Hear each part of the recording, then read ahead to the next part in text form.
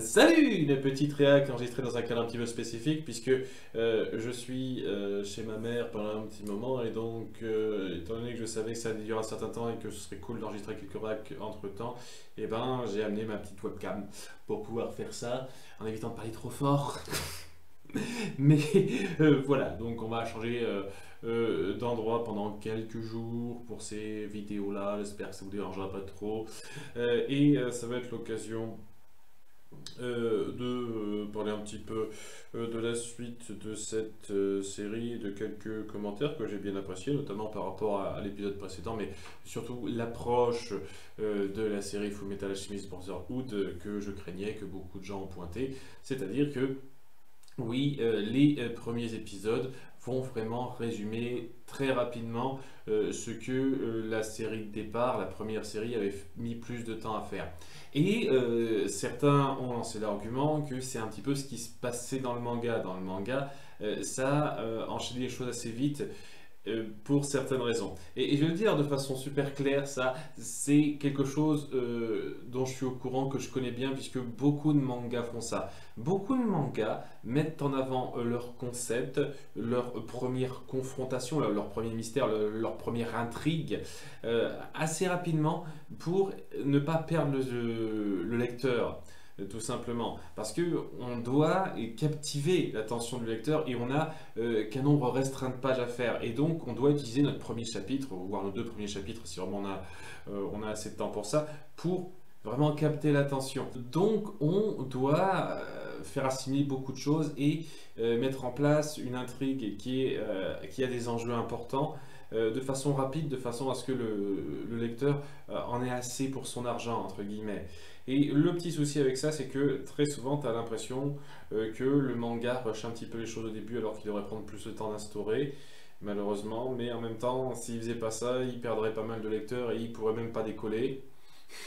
C'est qu'il y a un petit peu le truc aussi. Et ça explique pourquoi, pour ma part, c'est toujours pas une mauvaise chose d'y aller plus lentement lorsqu'on fait de l'adaptation animée d'un manga, de prendre le temps de poser plus en détail les premiers épisodes, les premiers chapitres, parce que c'est clair et net qu'on sent qu'il y a ce besoin de trouver un rythme de croisière plus réussi au début, alors que ça doit se peaufiner.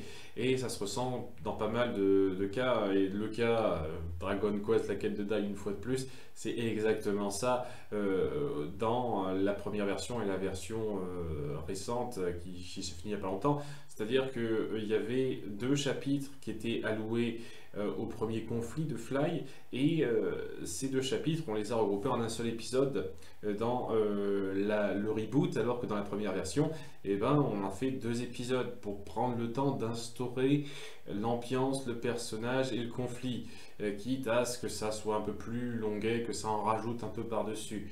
Là où ça fait l'inverse, la nouvelle version, ça ben, raccourci des trucs, sauté pas mal de points, et au bout du compte, pour moi, la première version est plus juste à ce niveau-là. Et je dis ça pour ça, je pourrais aussi citer Détective Conan, où ça va trop vite, la première enquête, la mise en place du gros conflit principal qui durera jusqu'à la fin du manga qui n'est pas encore là, et d'autres choses, quoi. Beaucoup de mangas commencent vite pour pas trop perdre le lecteur, pour donner l'impression au lecteur qu'il a quelque chose d'un petit peu conclusif assez vite, dans un certain sens. Et c'est un petit peu ce truc qu'il est important de bien savoir, plus détaillé, parce que c'est là qu'il y a plus de potentiel pour être développé sur une durée plus importante. Là où les mangas qui réussissent prennent beaucoup plus le temps dans leurs futurs chapitres de poser leurs histoires et leurs enjeux. Et donc oui, c'est ce qui se ressent avec ces premiers épisodes, qui d'après ce que j'ai compris, suivront un petit peu cette même tendance jusqu'au l'épisode 10-15. Et à partir de l'épisode 10-15, ben, ce sera vraiment totalement nouveau par rapport à la série de base. On partira vraiment sur la fidélité au manga, là où la série de base sera totalement partie sur autre chose, et donc là, ce sera complètement nouveau. Ce qui fait dire qu'il y aura une grosse majorité de cette série qui sera la découverte. Donc je suis assez content de ça. Mais néanmoins, oui, pour moi, il doit y avoir cette attention de prendre le temps de poser le début qui a été fait dans la première série, qui n'a pas été fait dans cette série-là. Et c'est clair et net que ça aura plus de poids que ça. Notamment par rapport à une autre critique que je trouve intéressante. Je ne suis pas totalement d'accord avec cette critique, mais je trouve intéressante sur le fait que le cas de Nina et donc de Tucker qui l'a transformé avec son alchimie en chimère, et ben, d'après cette personne, surtout par rapport aussi au rythme du manga, c'est le fait que ça va vite tout simplement pour donner cette impression que c'est juste une histoire courante, quoi. C'est quelque chose qui peut arriver n'importe quand et ce n'est pas un point central de l'intrigue techniquement. Pour donner vraiment l'impression au spectateur que justement, quoi, ce truc qui va vite, c'est censé être le quotidien auquel nos héros doivent s'habituer. Et dans l'idée, je suis peut-être d'accord avec ça si on poursuit des affaires aussi sordides que ça. Et j'ai le sentiment que ça va pas être le cas. Parce que beaucoup de gens parlent sans arrêt de ce moment-là comme étant le plus triste, le plus tragique, le plus dramatique de la série. On est que l'épisode 4, à ce moment-là, je sais pas trop, il faudra voir, est-ce que ça va essayer de faire continuellement du drame à ce niveau de sordide par la suite. Je sais que c'est ultra déprimant cette série, mais je trouve pas que ça ait atteint ce niveau de tragédie avec d'autres histoires au-delà de Nina, quoi. Donc c'est pour ça que je dis ça, comme ça, rapidement. Alors, en tout cas, voilà, c'est juste pour dire, je comprends les contre-critiques pour ma part. Ça, c'est mieux de prendre plus le temps, le temps de montrer ces premières histoires comme ça pour l'apport assez fort qu'ils ont. Parce que bon, il est temps de commencer un petit peu la critique de l'épisode, hein. Enfin la critique, la réaction, une fois de plus, ce n'est pas une critique, hein, je réagis au fur et à mesure, qui commence par Edward qui fait un gros cauchemar sur sa mère et le gros gâchis qu'il vient de vivre. Ce qui est compréhensible, hein. Donc il voit un petit peu le côté j'ai pas réussi à sauver ma mère à la remettre à la vie, tandis qu'il n'a pas réussi à sauver Nina et son chien, qui sont des grosses victimes, dans un visuel assez horrifique. Alors je pense, je ne sais pas si ça a fait ça dans la première série, puisque dans la première série, on n'est pas encore censé avoir le flashback sur le moment où ils essayent de ressusciter sa mère. Mais bon, je ne sais pas exactement comment ça se goupille, je ne me souviens pas en détail de tout, hein. Une fois de plus de la première série, j'ai pas tout en tête. Néanmoins, à cause de ça, il a du mal à dormir, il y a Hal qui le rejoint, il se demande un petit peu ce qu'il en est de Tucker, il veut savoir des informations auprès de l'assistante de Mustang, et qui leur dit qu'il est mort. Il a été tué par le fameux tueur en série qu'on a instigé, et ça va être centré sur lui à fond cet épisode. Voilà. Et donc on monte donc la scène de crime, très gore, tandis que ouais, ce tueur court toujours et que Hughes enquête sur lui, tandis qu'on va mettre un tout petit peu en parallèle la suite des événements à Lior, histoire de dire qu'au bout du compte, Edward et Hal n'ont absolument rien sauvé, hein, c'est le bordel et ils ont tout foutu en l'air juste après. Hein, je vous cache pas, c'est une fois de plus le truc qui fait que je trouve cette série déprimante. On n'accomplit rien de positif en fait. Dès qu'on essaie quelque chose, il y a toujours une tragédie qui tombe dessus. Et une fois de plus, j'ai le cœur plus solide qu'avant, donc ça devrait passer, mais ça fait un petit effet quand même, hein, ça continue de faire un petit effet. Donc ouais, il y a Cornello, semble-t-il, qui est remis sur pied, qui a généré encore des fidèles parce qu'il aurait, semble-t-il, montré d'autres pouvoirs. Alors c'est un truc qui n'est pas montré dans cette nouvelle série, mais dans la première série, on montrait rapidement que la personne qui se transformait en Cornello, Envy, un autre Monculus, on reviendra en détail dessus lorsqu'on se penchera plus là-dessus, on montrait qu'il avait des pouvoirs d'alchimie assez poussés. Pour essayer de tromper plus les gens. Et là, si on voit juste Envy transformé en Cornello qui fait une fois de plus son prêcheur devant tout le monde, qui divise les gens, qui s'entretuent. Et ils sont contents, les homonculus, parce que c'est ce qu'ils voulaient faire. Je sais pas exactement c'est quoi leur but pour l'instant, je me souviens plus exactement c'est quoi leur but de ce que j'ai suivi d'eux, quoi. Donc ouais, c'était le but. Voilà, on est 3 homonculus, on est content, on a notre super change-forme qui peut prendre la place de quelqu'un d'autre, et on a fait s'entretuer les gens à Lior dans un gros bain de sang, et ça leur fait plaisir, le sang, c'est leur truc. Et on a pu aussi le fait dans leur conversation qu'ils ont un petit peu besoin de aide. Aide, ils veulent pas qu'il meure tout de suite alors qu'ils ont un peu connaissance de ce qui se passe dans la ville principale avec ce tueur en série qui a tué Tucker. Ils se disent, ils espèrent un petit peu que ça n'arrivera pas pour Ed. Bien entendu, ça n'arrivera pas, c'est le héros, faut pas exagérer, hein, pas aussi vite quand même. Et donc, c'est histoire d'appuyer que ils ont un petit peu un projet pour lui à un certain degré, où ils sont liés à lui à un certain degré. Et une fois de plus, je ne me souviens pas exactement comment c'est amené dans la première série, c'est pas impossible que j'ai arrêté avant qu'on dévoile ça. Et donc c'est intéressant, ça pose quelques bases d'intrigue, tandis que oui, on va surtout se centrer sur Hal et Ed qui se sentent super mal. Ed qui, sous la pluie, réfléchit à ce qu'il n'a pas pu accomplir, repense à leur maître d'alchimie qui les a formés avec ses conseils qu'il n'arrive toujours pas totalement à saisir. Il pense les avoir compris, mais il est plus sûr, avec ce gros échec qu'il s'est tapé. Et j'ai le sentiment qu'il l'aurait encore plus mal s'il était au courant de ce qui se passait ailleurs tout de suite. Ouais, alors qu'ils ont un petit peu ce moment de regrets très amers, il y a donc le tueur en série, Scar, qui les attaque. Parce que voilà, on en a parlé du côté de Hughes et compagnie.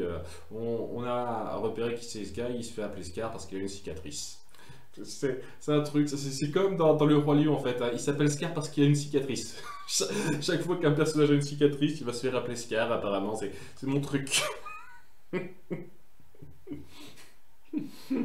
C'est le petit détail à la con qui me fait un peu rire, moi, parce que ouais, j'essaie de trouver des trucs sur lesquels rire parce que c'est super déprimant cette série une fois de plus, hein. Ouais, il se présente devant eux en disant tu fais partie des alchimistes du gouvernement, chien du gouvernement, et tandis qu'elle se dit t'es qui toi, mais il se rend compte que ce mec est dangereux et que c'est pas plus mal de se barrer assez vite puisqu'il défait assez vite son alchimie.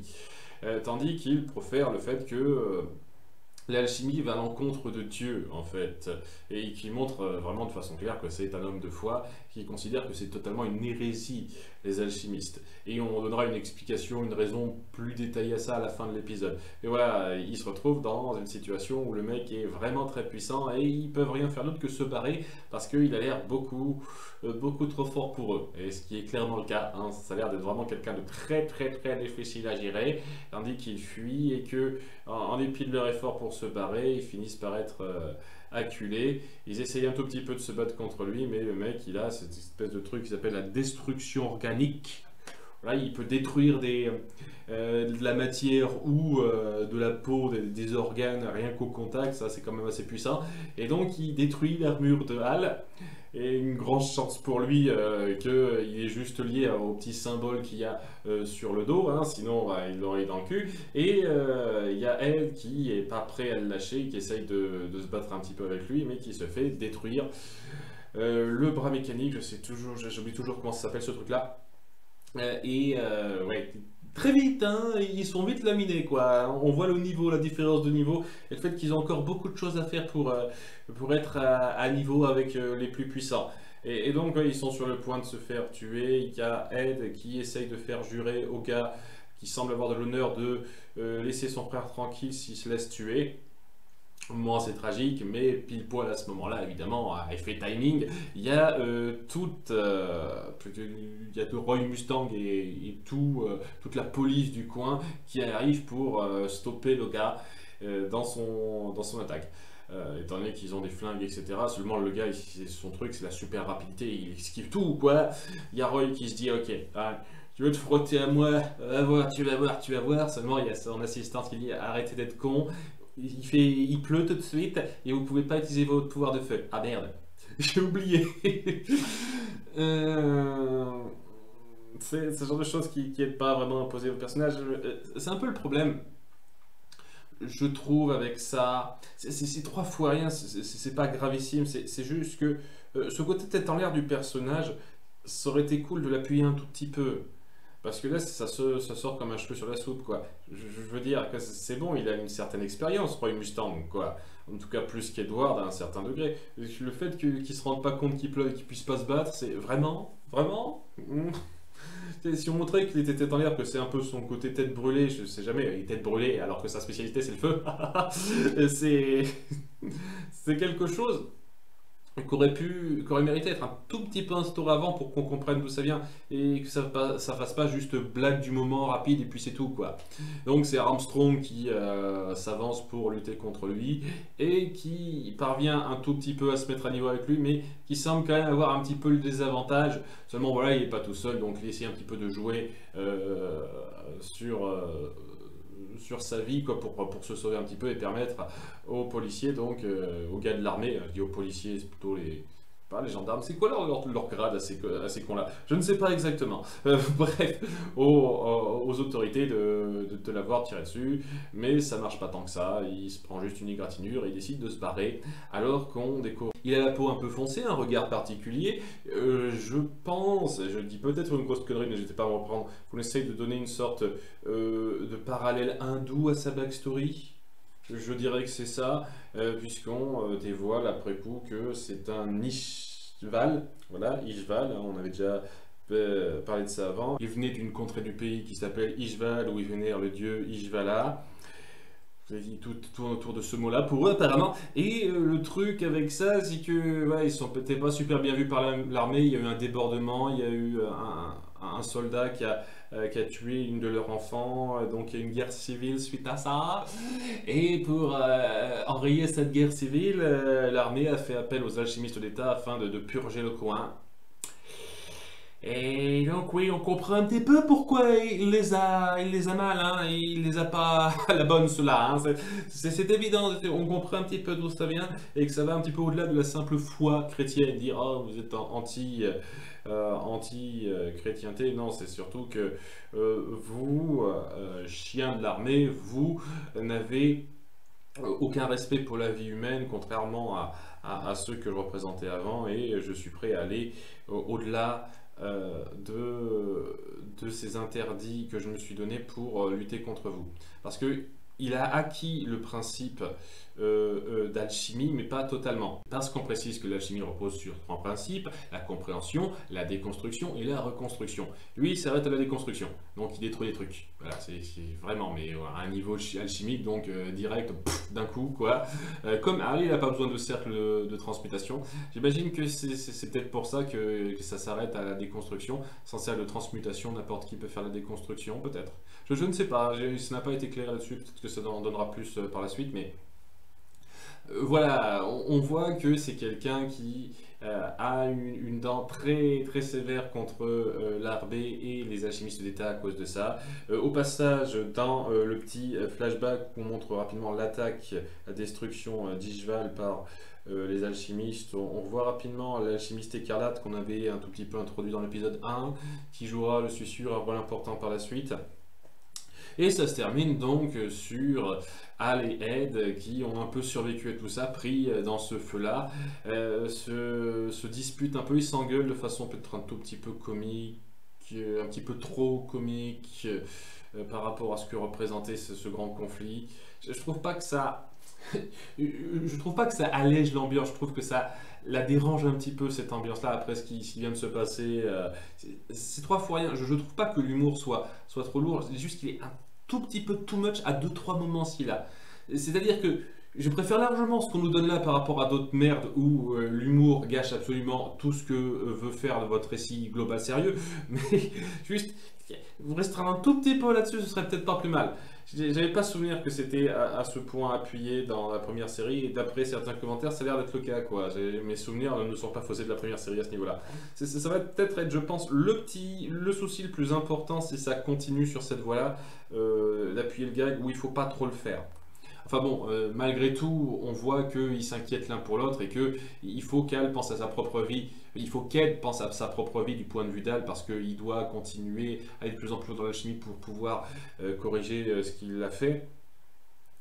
Tandis que voilà, ils sont un peu réconciliés. Cet affrontement assez ironiquement leur a fait un petit peu reprendre du poids de la bête, malgré du fait qu'il a le bras totalement arraché, Ed, et Hal une partie du corps détruite. Voilà, on va continuer à vivre, c'est notre truc, hein, on reprend courage, et pour repartir du bon pied, ben, il faut se reconstruire hein, directement, hein, de façon directe, et pour ça ils vont revoir leur mécano attitré, c'est-à-dire Winry qu'on a vu avant. Et je suis sûr que là aussi, de base, c'était censé être l'introduction du personnage. Enfin, on va découvrir Winry, qui c'est celle-là. Maintenant, on sait qui elle est, on sait que c'est une mécano et on connaît un petit peu sa dynamique avec eux.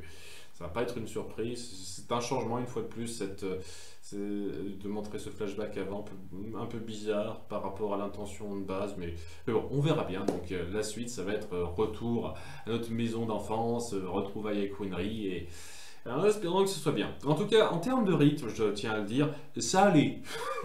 J'ai pas de problème, j'ai pas trouvé une seule seconde que c'était rushé ou quoi que ce soit. Ça allait, c'était bien à ce niveau-là. C'est mieux que les 2 épisodes précédents.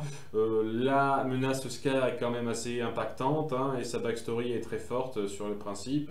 Il y a beaucoup de bons points là-dedans, et une fois de plus, on n'est pas loin du très très bien. Alors en espérant que ça se poursuive comme ça et que j'ai pas l'impression que ça retombe dans les problèmes de rythme du début, on verra bien. A bientôt pour l'épisode 6 et peut-être plus. Bye!